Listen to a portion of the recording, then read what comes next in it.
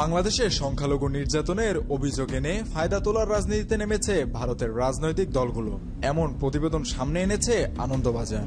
শাসক দল বিজেপি থেকে শুরু করে কংগ্রেস, এমনকি বামফ্রন্টও সুবিধা নিতে মরিয়া। দেশটি ত্রিপুরা রাজ্যের আগরতলা বাংলাদেশ সহকারী হাইকমিশনের নজিরবিহীন হামলার পরও থেমে নেই আন্দোলন। পশ্চিমবঙ্গ সহ বিভিন্ন জায়গায় হিন্দু সংগঠনগুলো প্রতিবাদ অব্যাহত রেখেছে। এবার আগামী 10 ডিসেম্বর বাংলাদেশে সংখ্যালঘু নির্যাতনের অভিযোগে নয়াদিল্লির বাংলাদেশ হাইকমিশন অভিমুখে প্রতিবাদ মিছিলের ঘোষণা দিয়েছে হিন্দুত্ববাদী সংগঠন রাষ্ট্রীয় স্বয়ংসেবক সংঘের RSS। শুক্রবার এ ঘোষণা দেন সংগঠনটির দিল্লি ইউনিটের জনসংযোগ কর্মকর্তা রজনীশ জিন্দাল।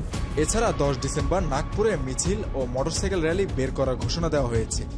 এদিকে ভারতীয় আগ্রাসনের প্রতিবাদে লং মার্চ করার পরিকল্পনা করেছে বিএনপির 3 অঙ্গ সহযোগী সংগঠন। জাতীয়তাবাদী যুবদল, স্বেচ্ছাসেবক দল ও ছাত্রদলের উদ্যোগে আগরতলা অভিমুখে এই কর্মসূচি হতে পারে।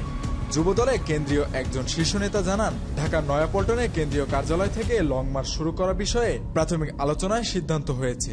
কয়েকটি পথসভা করার পর আখাউড়ায় সমাবেশ করারও পরিকল্পনা আছে। ঢাকা থেকে শুরু হয়ে ব্রাহ্মণবাড়িয়ার আখাউড়ায় বাংলাদেশ সীমান্তের কাছে গিয়ে লং মার্চ শেষ হবে। ভারতের আগরতলায় বাংলাদেশের সহকারী হাইকমিশনে হামলা ও পতাকা অবমাননার প্রতিবাদে এই কর্মসূচি দেওয়ার বিষয়ে সিদ্ধান্ত হয়েছে।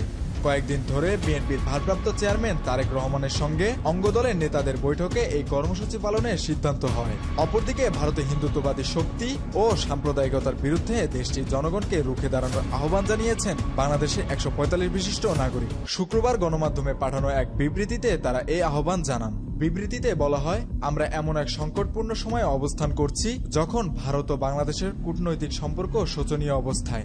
এমন কিছু ভারতীয় উগ্র সাম্প্রদায়িক শক্তির ক্রমাগত উস্কানি এ অঞ্চলের জনগণের মধ্যকার বন্ধুত্বপূর্ণ সম্পর্কে চির ধরাতে চাইছে।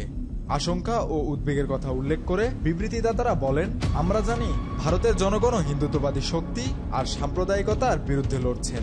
ফ্যাসিস্ট আওয়ামী লীগের শাসনের বিরুদ্ধে দীর্ঘদিন লড়াই করে তার পতন ঘটিয়েছি আমরা। জুলাই আগস্টের রক্তক্ষয়ী লড়াইয়ের সময় আপনারা আমাদের সঙ্গে সংহতি জানিয়ে কর্মসূচিও পালন করেছেন। মেহেদী হাসান বাপ্পি, খুলনা গেজেট।